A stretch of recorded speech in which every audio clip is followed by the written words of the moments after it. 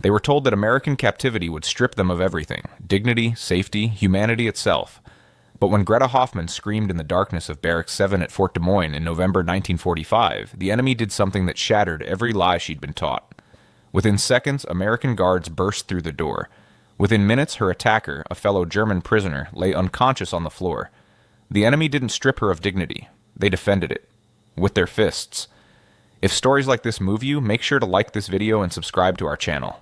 We uncover the hidden truths of World War II that challenge everything we thought we knew. The journey to Iowa had been long and strange. Greta Hoffman, 23 years old, with pale blonde hair pulled tight in regulation braids, had spent the last 3 weeks of her life in transit. First came the British holding camps near Hamburg, where thousands of Wehrmacht auxiliaries, the Helferinnen, were sorted, tagged, and catalogued like livestock. Then the trucks to Bremen, the ships across the Atlantic, and finally the trains that cut through the American heartland. Through the windows of those trains, Greta watched a country untouched by war. Farmhouses stood whole and white against green fields. Children waved from porches. Towns displayed storefront windows filled with goods she hadn't seen since 1939. The contrast was brutal. In Germany, her mother and younger sister lived in a cellar beneath the ruins of their Dresden home. Here, families ate dinner at tables set with china. The other women in her train car whispered constantly. Some prayed. Others stared blankly ahead, their faces hollow with exhaustion and fear. They ranged in age from 18 to 45, radio operators, typists, nurses, searchlight operators, telephone switchboard workers. They had served the Reich in 1,000 small ways, never firing a weapon, never seeing combat, yet now they were enemies of the Allied powers. "They will make examples of us," said a woman named Elsa, who had worked in a communications bunker in Berlin. Her voice shook. "Women are easier to break than men. They will humiliate us, use us, then throw us away." Greta said nothing, but her hands twisted the fabric of her worn gray skirt. She had heard the stories, too. Officers during the final collapse of Germany had whispered warnings about American brutality, about Russian savagery, about how women prisoners would be treated. Some said death would be preferable. Others said death would be the kindest outcome. The train slowed as it approached Fort Des Moines, Iowa. Through the window, Greta saw guard towers rising against the November sky. Barbed wire fences stretched in neat rows. Barracks painted a dull olive green lined up like dominoes across the flat prairie. American flags snapped in the cold wind. The sight made her stomach turn. When the train stopped, guards in clean uniforms walked alongside the cars. They called out in English, their voices firm but not harsh. The women filed out slowly, clutching their small bundles of belongings. Greta stepped onto Iowa soil for the first time, the wind immediately cutting through her thin jacket. The air smelled of grass and earth, clean, open, unscarred by bombs. An American officer stood at a podium, reading names from a clipboard. Women were divided into groups. Greta found herself standing with 25 others, all young, all exhausted, all terrified. They were marched toward the processing building, their boots crunching on gravel. Inside, the air was warm. Steam hissed from radiators along the walls. The women were directed to sit on benches while their names were recorded again, their possessions inventoried, their photographs taken. An American nurse checked each woman for lice and disease, her touch clinical but not cruel. When it was Greta's turn, the nurse looked her in the eye and said something in English that Greta didn't understand, but the tone was gentle, almost kind. Then came the showers. The women were led into a tiled room that smelled of disinfectant and soap. They undressed reluctantly, expecting humiliation, expecting guards to watch or mock them. Instead, they were handed towels and bars of soap and left alone. Hot water poured from the shower heads, real hot water, not the lukewarm trickle they'd known in Germany. Some women wept as they washed. Others scrubbed their skin until it turned red, as if trying to wash away the shame of defeat itself. When Greta emerged, her hair still damp, she was given clean clothes, not a uniform, just simple cotton work pants and a shirt. They were too large for her thin frame, but they were clean and whole. She was handed a blanket, a pillow, a towel, and a small bar of soap to keep. Finally, the women were marched to their barracks. Barracks 7 stood at the edge of the camp, a long wooden building with small windows and a metal roof. Inside, rows of metal cots lined the walls. Each cot had a thin mattress, a pillow, and 2 blankets. It was Spartan but clean. A wood stove sat in the center of the room, already burning, filling the space with warmth. The women chose their bunks in silence. Greta took one near the back wall, away from the door. She sat on the edge of the mattress, testing its firmness, and allowed herself a moment of relief. This was not the hell she had been promised. It was not comfort, but it was not cruelty either. As darkness fell over Fort Des Moines, the women lay in their bunks, listening to the wind rattle the windows. Outside, guards paced the perimeter, their boots crunching on gravel. Inside, someone whispered a prayer. Someone else cried softly into her pillow. Greta stared at the ceiling and thought about her mother's last letter, written on a scrap of paper and smuggled to her before the surrender. Survive, Liebchen. Whatever comes, survive. She intended to do exactly that. But she had no idea that survival in this place would require something far more complicated than endurance. It would require her to question everything she had ever believed about enemies, about justice, and about the thin line between cruelty and protection. The bell rang at 6 in the morning, a harsh metallic clang that jolted Greta from a restless sleep.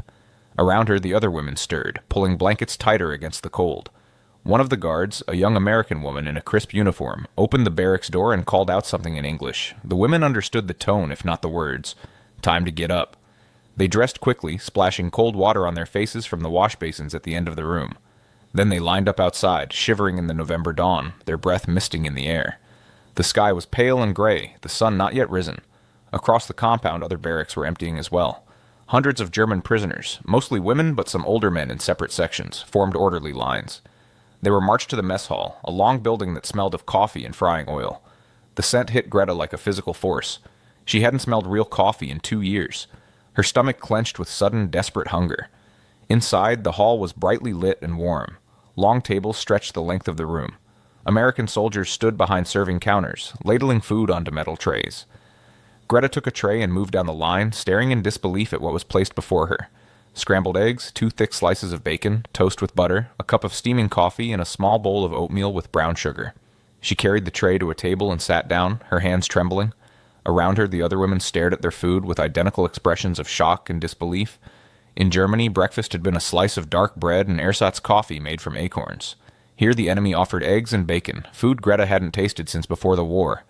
"Is it poisoned?" whispered Elsa, sitting across from her. "Don't be stupid," said another woman named Brigitte, older and sharper-tongued. "If they wanted us dead, they wouldn't waste food on us." Greta picked up her fork and tasted the eggs. They were warm, buttery, salted perfectly. Her eyes filled with tears. She forced herself to eat slowly, to not devour everything like an animal, but it was hard. Her body screamed for more, for calories, for sustenance it had been denied for so long. Around the room, American guards watched but said nothing. They didn't mock the women, they didn't sneer, they simply ensured order and then left the prisoners to eat in peace. By the time breakfast ended, Greta felt fuller than she had in months. But the fullness came with guilt. Her mother was starving in a cellar in Dresden. Her sister was eating potato peels, and here she sat, in enemy captivity, eating bacon. The contradiction twisted in her stomach like a knife.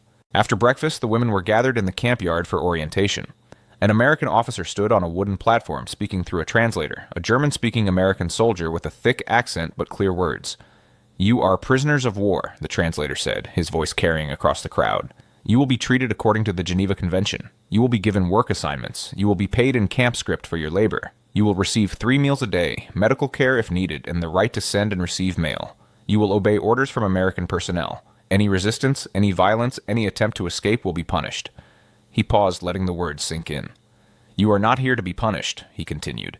"You are here to be detained until decisions are made about repatriation. Treat the guards with respect, and you will be treated with respect in return." Greta listened carefully. The words didn't match the stories she'd been told. There was no mention of humiliation, no threat of abuse, just rules, structure, order. Work assignments were handed out based on skills. Greta, who had worked as a typist in a Wehrmacht administrative office, was assigned to the camp laundry, a job that required no special skills but kept her busy. Others were sent to the kitchens, the gardens, the sewing rooms, or the maintenance crews.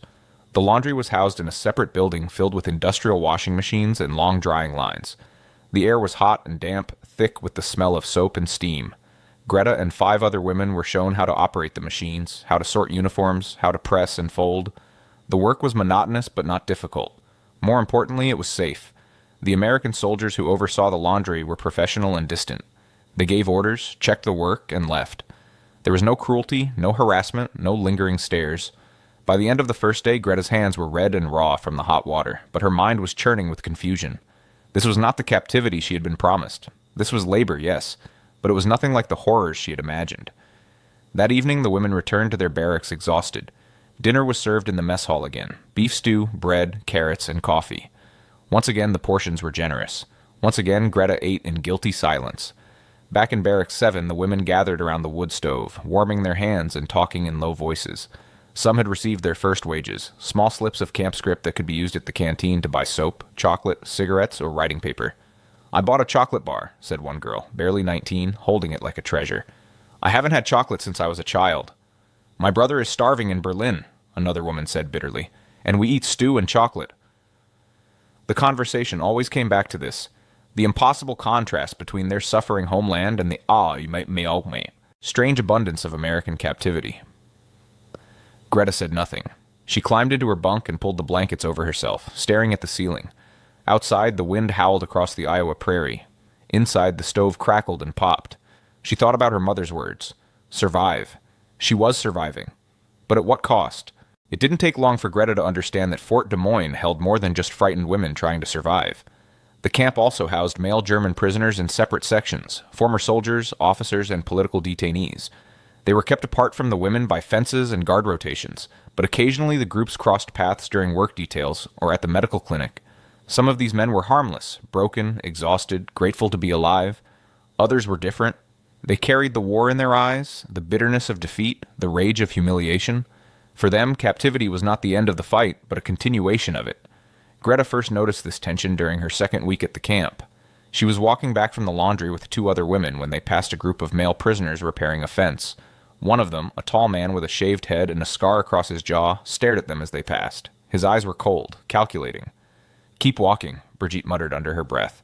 "Don't look at him." But Greta had already looked. The man smirked, said something in German too quiet to hear, and spat on the ground. That night, back in the barracks, Brigitte explained, "Some of the men blame us for the defeat. They think we should have fought harder, should have died rather than surrender. They see us as cowards, or worse, as traitors." "But we were never soldiers," Greta said. "We typed letters. We answered phones." Brigitte shrugged. "Doesn't matter to them. We're German, and we're here. Eating American food and sleeping in warm beds while Germany burns. That makes us traitors in their eyes." The words chilled Greta more than the November wind. Over the following days, she began to notice the divisions within the camp more clearly. Some prisoners adapted quickly to captivity, grateful for food and safety. Others resisted in small, bitter ways, refusing to speak English, hoarding food, whispering about loyalty and honor. A few even spoke of escaping, though. Where they would go in the middle of Iowa, thousands of miles from Germany, was anyone's guess. The American guards watched all of this with weary eyes. They broke up arguments, confiscated contraband, and enforced the rules without favoritism. But they couldn't control everything. The camp was too large, the prisoners too many, the tensions too deep.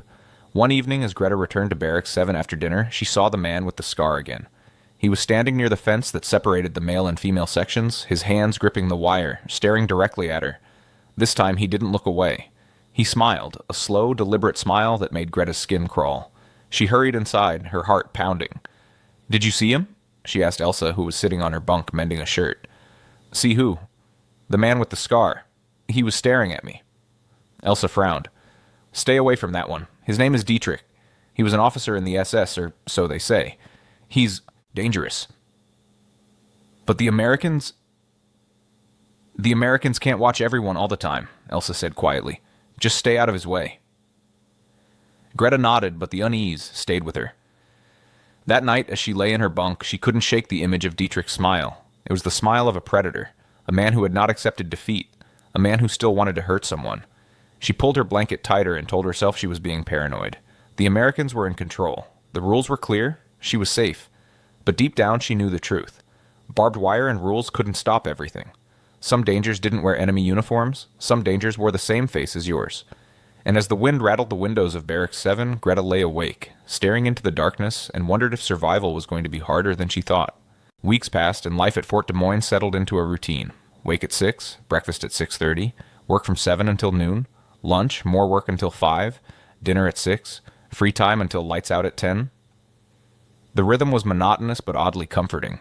For women who had lived through the chaos of war's end, routine meant safety. Greta grew accustomed to the laundry work. Her hands toughened. She learned to operate the machines efficiently, to fold shirts in the precise way the Americans required, to work alongside the other women without much conversation. The labor was tiring but not unbearable. The food continued to astonish her.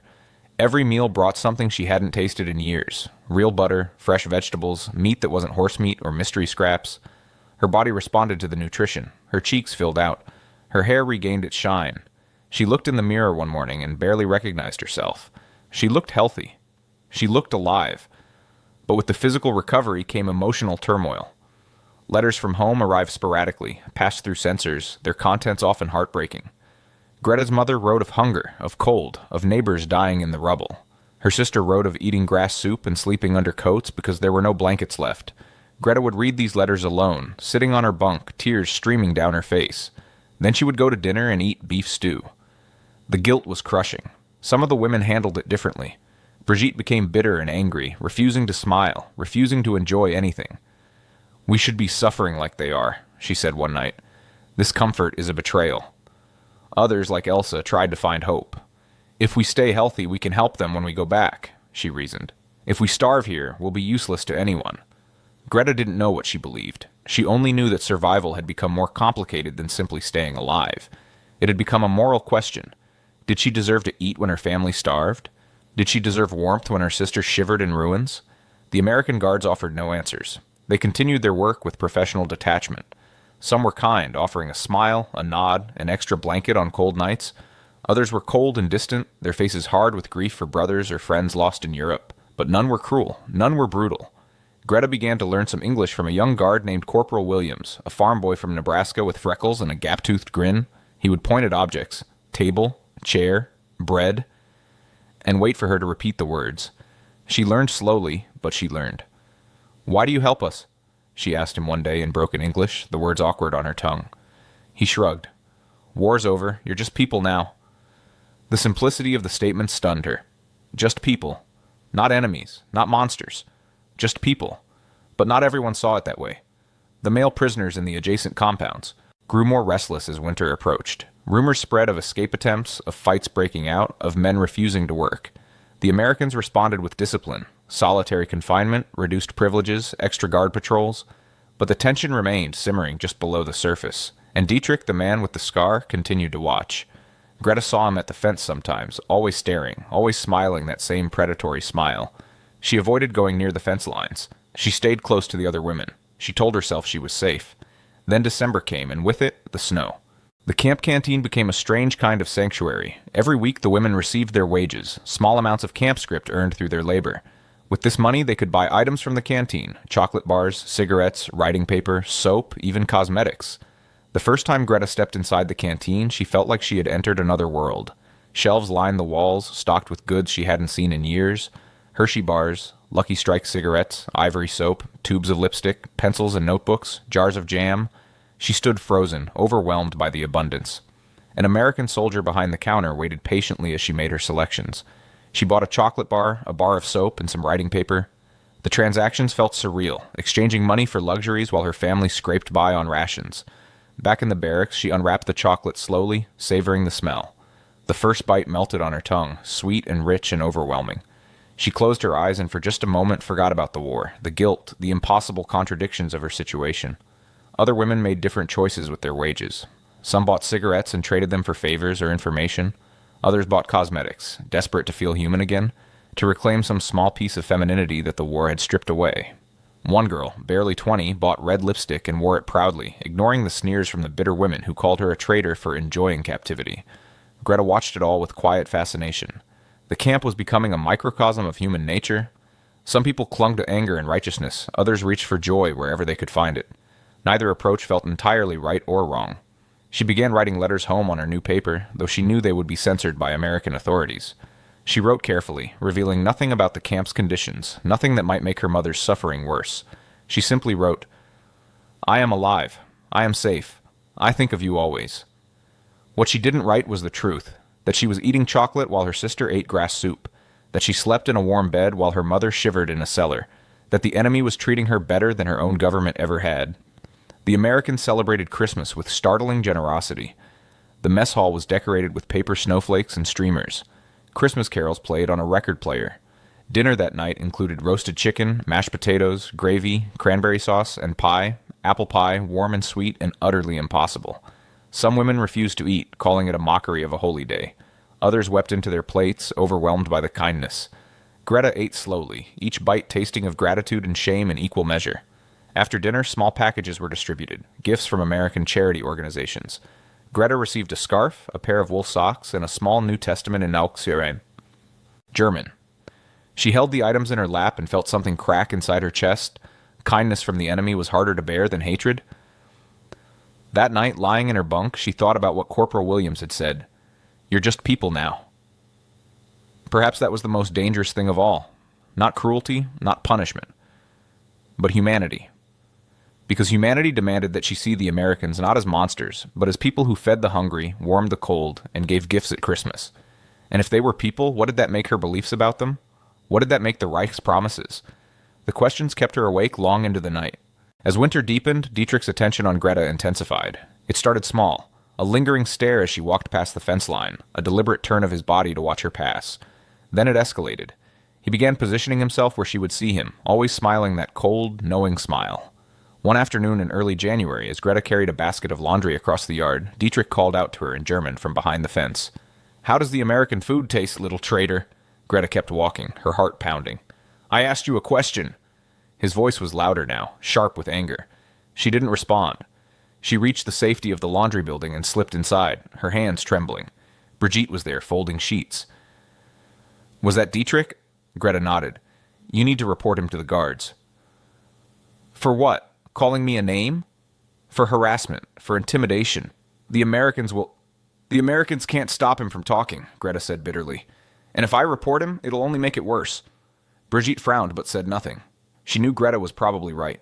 The guards could patrol the fences, enforce the rules, separate the men from the women, but they couldn't stop words. They couldn't stop hate. Over the following days, Dietrich's behavior grew bolder. He started appearing at times when Greta would be outside.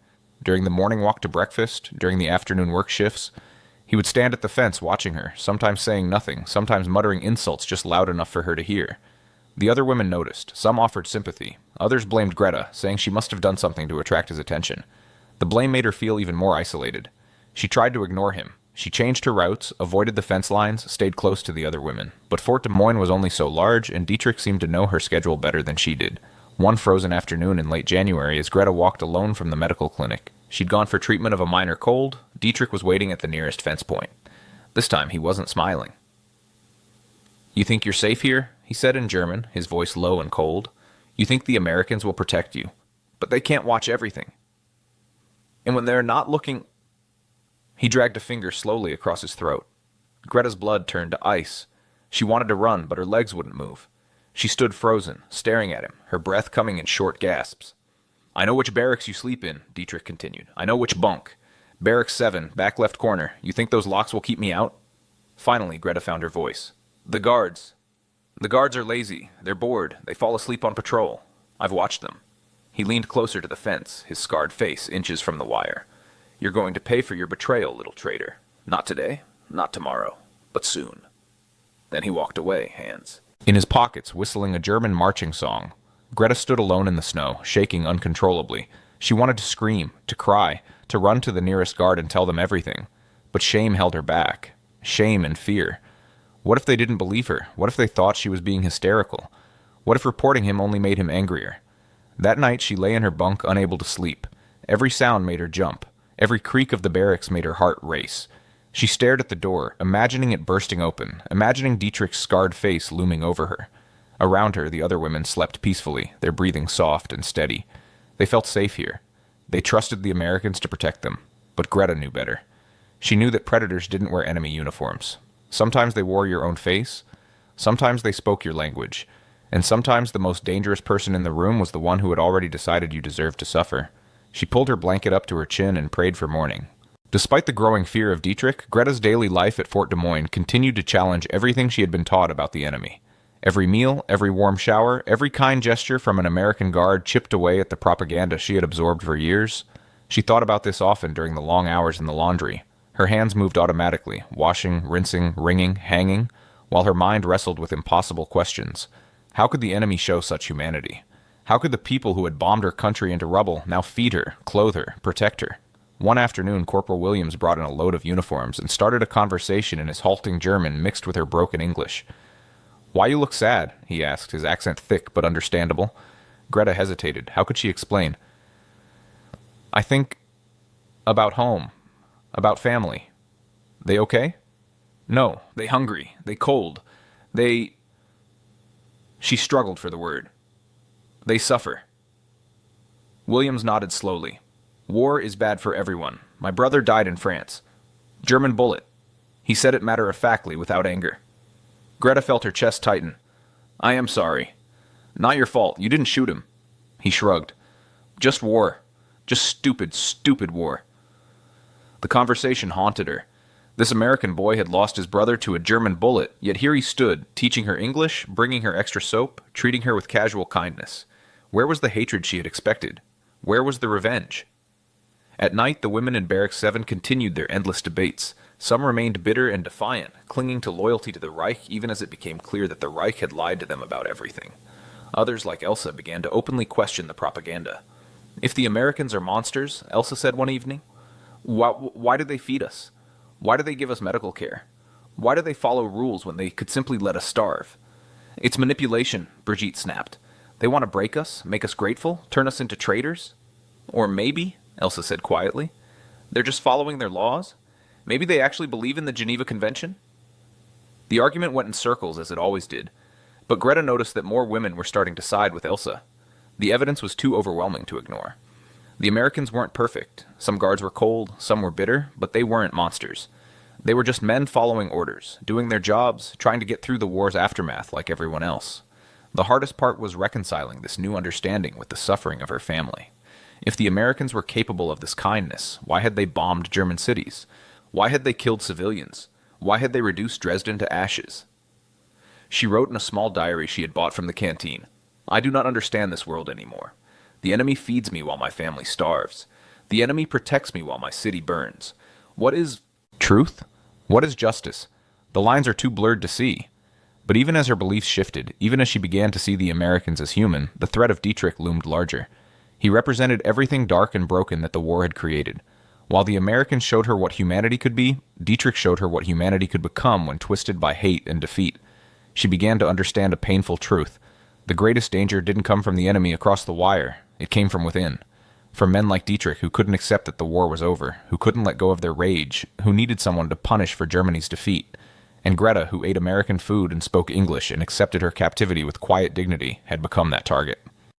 February brought bitter cold to Iowa. Snow piled against the barracks walls. The wind howled across the prairie like something alive and angry. The prisoners spent less time outside, hurrying between buildings, hunched against the cold. But Dietrich didn't stop. If anything, the winter made him more determined. He found new ways to intimidate Greta. Once she discovered a crude drawing slipped under her pillow, a stick figure woman hanging from a noose with her name scrawled underneath. She burned it in the wood stove, hands shaking, telling no one. Another time he managed to throw a rock over the fence while she was walking by. It struck the ground near her feet, wrapped in paper. The message read, Soon. Greta finally told Elsa everything, the threats, the messages, the constant watching. Elsa was horrified. You have to tell the Americans. This is serious. He's threatening your life. They won't believe me. I have no proof. He's careful. Then we'll watch him together. We'll document everything. It won't matter, Greta said bitterly. Men like him always find a way. But Elsa refused to let it go. She told Brigitte, who told others. Soon a small group of women in Barracks 7 knew about Dietrich's threats. They began walking with Greta, never letting her go anywhere alone. They kept watch at night, taking turns staying awake, listening for any unusual sounds. The Americans noticed the change in behavior. One of the female guards, Sergeant Morrison, pulled Greta aside one morning. Are you in some kind of trouble? Morrison asked in careful German. Greta wanted to tell her everything, but shame and fear held her back. What if Morrison thought she was overreacting? What if reporting Dietrich only made him angrier? No trouble, Greta lied. Just nervous. This place, far from home. Morrison looked skeptical but didn't push. If something happens, you tell me. Understand? We take threats seriously here? Greta nodded, but she didn't believe it would matter. The Americans could enforce rules during the day, but at night, when the camp was dark and the guards were stretched thin, that's when men like Dietrich operated. She started sleeping with her shoes on, ready to run. She positioned her bunk so she could see the door. She barely slept, jerking awake at every sound. The wind, a cough, the creak of someone shifting in their sleep. The other women tried to comfort her. The Americans patrol at night, Elsa reminded her. The doors are locked. He can't get in. But Greta had seen the locks. They were simple mechanisms, easy to pick or break. She had seen the guards' patrol patterns. They were regular, predictable. Dietrich had been watching long enough to know the gaps. One night, unable to sleep, Greta sat by the wood stove writing in her diary. Her hand trembled as she wrote, I survived the war. I survived the collapse. I survived the journey to America. But I do not know if I will survive the hate of my own people. She paused, staring at the words, then added, "Perhaps the Americans can save me from bombs and hunger, but can they save me from this?" She didn't know the answer, but she was about to find out. It was a Thursday night in late February when everything came to a head. The day had been unremarkable. Work in the laundry, lunch, more work, dinner. Greta had seen Dietrich once across the yard, but he had only stared, said nothing, and walked away. The silence felt more threatening than words. That evening after dinner, the women of Barracks 7 gathered around the stove as usual. Someone had received a package from the Red Cross, chocolate and cigarettes, and was sharing it around. The mood was lighter than usual, almost cheerful. But Greta couldn't relax. She sat on her bunk, watching the door, her stomach in knots. Elsa noticed and sat down beside her. "You need to sleep. You're exhausted." "I can't." "Then I'll stay awake with you." "You need to sleep too." Elsa shook her head. "We're in this together. That's what family does. And we're family now, whether we like it or not." The words made Greta's eyes sting with tears. She had lost so much, her home, her country, her certainty about the world. But here, in this barracks full of frightened women, she had found something unexpected. Solidarity. Sisterhood. A kind of family forged in shared suffering.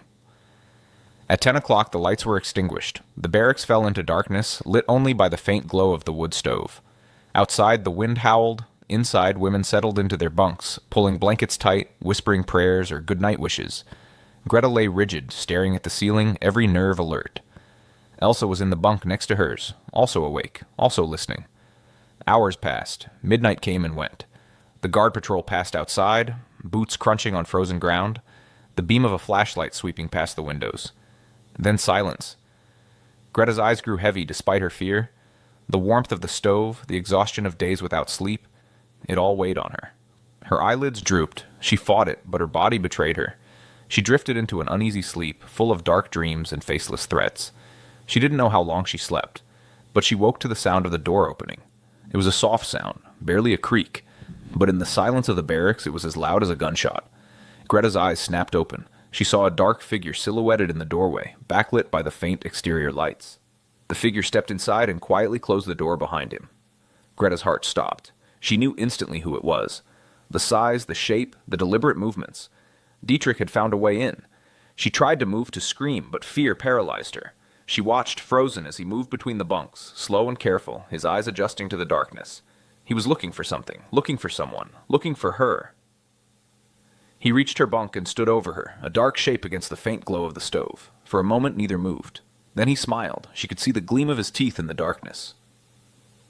"I told you I would come," he whispered in German, and then his hand shot out, clamping over her mouth before she could scream. Greta tried to scream, but Dietrich's hand pressed down hard, cutting off the sound. His other hand grabbed her throat, squeezing. She thrashed, kicking at the blankets, trying to fight, but he was strong, much stronger than her. He leaned down, his scarred face inches from hers, his breath hot and sour. "You should have stayed loyal," he hissed. "You should have resisted. But you ate their food, learned their language, smiled at their guards. You're a traitor, and traitors deserve punishment." Greta's lungs burned. She couldn't breathe. Black spots danced at the edges of her vision. She clawed at his hands, but it was useless. He was going to kill her. Right here, in a barracks full of women, he was going to kill her, and no one would know until morning. But then, a sound. A gasp. A voice. "Get away from her!" It was Elsa. She had woken and seen the struggle. She threw herself at Dietrich, grabbing his arm, trying to pull him off. He swore and swung his elbow back, catching Elsa in the face. She fell, crying out in pain. The noise woke others. Women sat up in their bunks, confused, disoriented. Someone screamed. Someone else lit a match, and suddenly the barracks was filled with flickering light and chaos. Dietrich hesitated, his grip loosening just enough for Greta to suck in a desperate breath. She screamed, a raw, primal sound that tore through the night like a siren. "Help! Help!" Dietrich cursed and grabbed her again, trying to drag her from the bunk. She fought with everything she had, kicking, scratching, biting. The other women were shouting now, some rushing forward to help, others backing away in fear. And then, the most beautiful sound Greta had ever heard. The door crashing open. American guards burst into the barracks, flashlights cutting through the darkness like blades. There were 3 of them, 2 men and Sergeant Morrison. They took in the scene in an instant. Dietrich with his hands on Greta, Elsa bleeding on the floor, women screaming and crying. "Let her go, now!" Sergeant Morrison's voice was a whip crack of authority. Dietrich froze. For one brief moment, Greta saw calculation in his eyes. Should he fight? Should he run? He chose to fight. He shoved Greta aside and lunged at the nearest guard, a young corporal named Jenkins. They collided, falling to the floor in a tangle of limbs. Jenkins was smaller, lighter, but trained. He rolled, trying to pin Dietrich, but Dietrich was fueled by rage and desperation. The second guard, a tall sergeant named Kowalski, dove into the fight. The barracks descended into chaos. Women screamed and pressed themselves against the walls. The wood stove's light flickered across the scene like something from a nightmare. Dietrich was wild, throwing punches, kicking, snarling like an animal. He caught Jenkins across the jaw, sending him sprawling. He grabbed a metal cup from a nearby table and swung it at Kowalski, who barely ducked in time. "Subdue him!" Morrison shouted, staying back to baby's you out. "Keep the women safe. Don't let him reach the door." But Dietrich was beyond reasoning. He fought with the fury of a man who had nothing left to lose. He grabbed a piece of firewood from beside the stove and swung it like a club. Kowalski took the blow on his shoulder and went down hard, gasping in pain. Jenkins recovered and charged again, tackling Dietrich around the waist. They crashed into a row of bunks, the metal frames screeching. Women scrambled out of the way, clutching each other, crying, praying. And then Kowalski got to his feet, his face dark with controlled rage. He was a big man, farm-raised, strong as an ox, and he had seen enough. He crossed the barracks in 3 long strides, grabbed Dietrich by the back of his shirt, and hauled him off Jenkins. "You want to hurt women?" Kowalski's voice was cold, almost quiet. "You want to play that game?" He didn't wait for an answer. His fist connected with Dietrich's face. Once, twice, 3 times in rapid succession. The sound was sickening, bone on bone, flesh splitting. Blood sprayed across the floor. Dietrich staggered, dazed, but still fighting. He swung wildly, catching Kowalski on the ear. The big sergeant barely flinched. He hit Dietrich again, this time in the stomach, doubling him over. Then an uppercut that snapped Dietrich's head back. "Kowalski, that's enough!" Morrison shouted. "Stand down!" But Kowalski landed one more punch, a devastating hook that sent Dietrich crashing to the floor, unconscious, blood pooling beneath his face. The barracks fell silent except for the sound of heavy breathing and quiet sobbing. Kowalski stood over Dietrich's body, chest heaving, knuckles split and bleeding. Jenkins staggered to his feet, holding his jaw. Morrison rushed forward, checking Dietrich's pulse. "He's alive," she said. "Barely. We need medical." Jenkins stumbled to the door and shouted for help. Within minutes, more guards arrived, along with the camp medic. They loaded Dietrich onto a stretcher and carried him out into the night. He left a trail of blood across the barracks floor. Morrison turned to the women who were huddled together, shocked and silent. "Is anyone else hurt?" Elsa stepped forward, holding a hand to her bleeding nose. "I'm okay. Just my nose." Morrison nodded and turned to Greta, who sat on her bunk, shaking uncontrollably, her throat bruised and red. "You. What's your name?" Greta Hoffman." "Did he—" Morrison's voice was gentle now. "Did he hurt you?" He was going to... Greta couldn't finish. The words wouldn't come. She just shook her head, tears streaming down her face. Morrison crouched down so they were eye level. "He's not going to hurt you again. I promise you that. He's going to prison. Military prison. He'll never see the outside of a cell again." Greta nodded, but she couldn't stop shaking. Elsa came and sat beside her, wrapping an arm around her shoulders. The other women slowly approached, forming a protective circle around them. Kowalski was standing by the door, cradling his injured hand. Morrison walked over to him. "That was excessive force, Sergeant," she said quietly. "Yes, ma'am," Kowalski replied, his voice flat. "It was.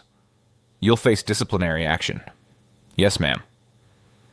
Morrison studied him for a long moment. Then so quietly that only he could hear, she said, "Good work." Kowalski's expression didn't change, but he nodded once.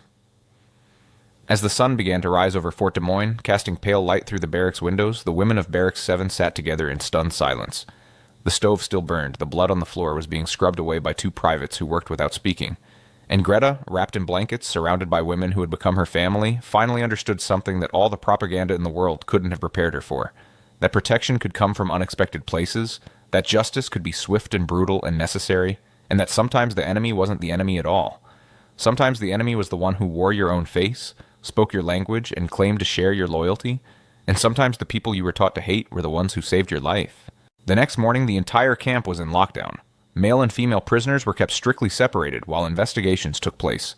American officers interviewed dozens of people, guards, prisoners, anyone who might have information about how Dietrich had gotten into the women's barracks. The answer, when it came, was both simple and damning. Dietrich had stolen a set of keys from a guard who had left them unattended during a shift change. He had planned the attack for weeks, watching, waiting, learning the patrol patterns, and timing his move for maximum opportunity. He had nearly succeeded. Greta was taken to the medical clinic where a doctor examined her throat, took photographs of the bruising, and documented everything with clinical precision. A female officer took her statement, writing down every detail of the threats, the harassment, the months of escalating intimidation. "Why didn't you report this earlier?" the officer asked, not unkindly. Greta stared at her hands. "I was afraid. I thought no one would believe me, or that it would make things worse." The officer set down her pen and looked Greta in the eye. "Ma'am, let me be very clear. What happened to you was not your fault. That man made his choices. You were the victim, and the United States Army takes this seriously. He will face a court-martial.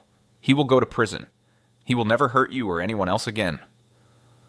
The certainty in her voice was almost overwhelming. Greta had spent so long feeling helpless, feeling like no one would protect her, that this swift, decisive justice felt almost unreal. Over the following days, more details emerged. Dietrich had been under observation for weeks. Other prisoners, both men and women, had filed complaints about his behavior. He was a former SS officer who had refused to accept Germany's defeat, who blamed women for weakening the war effort, who carried his hatred like a weapon.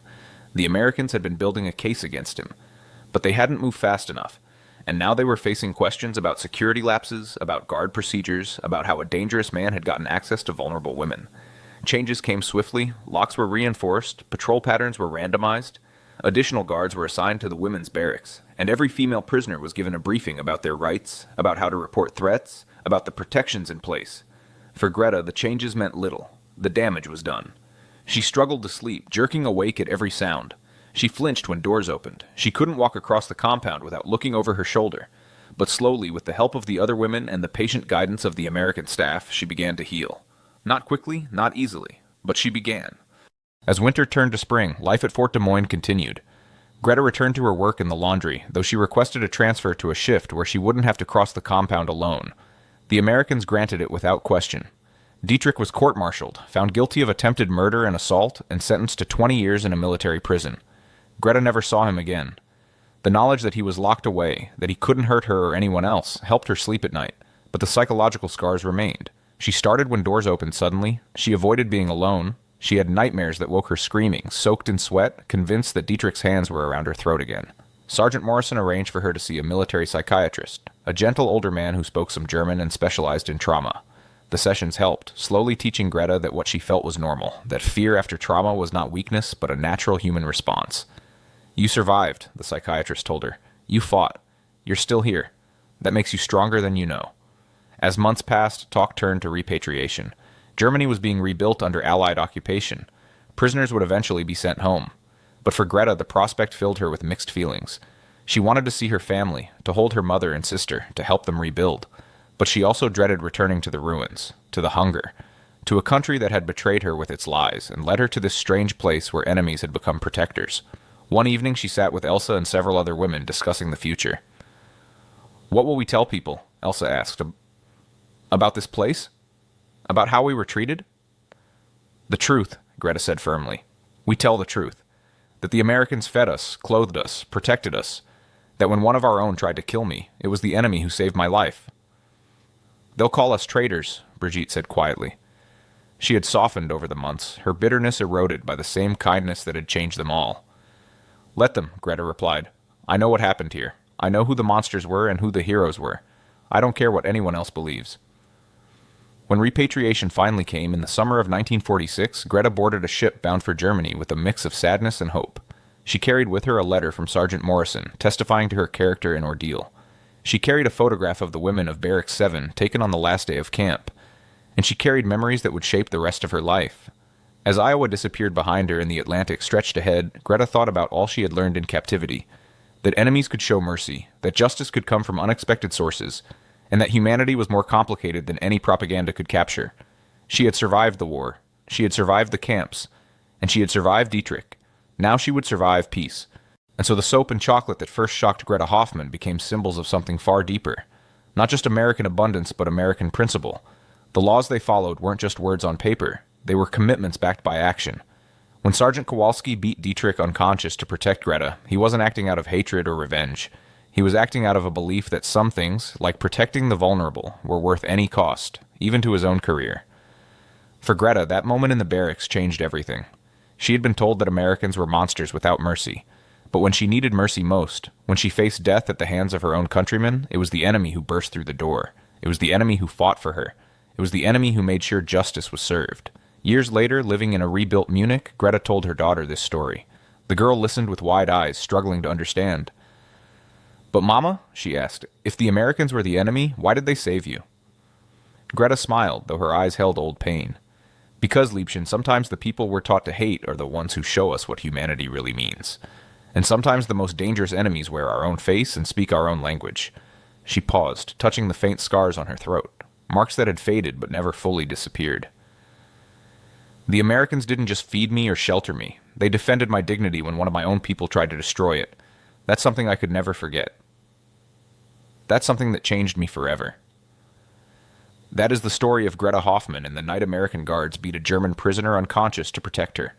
It's a story about the complexity of war, about justice in unexpected places, and about how humanity can shine through even in the darkest moments. If this story moved you, please hit that like button and subscribe to our channel. We're committed to uncovering the hidden truths of World War II, the moments that challenge our assumptions and remind us that history is never as simple as we think. These stories matter, and sharing them keeps these lessons alive. Thank you for watching.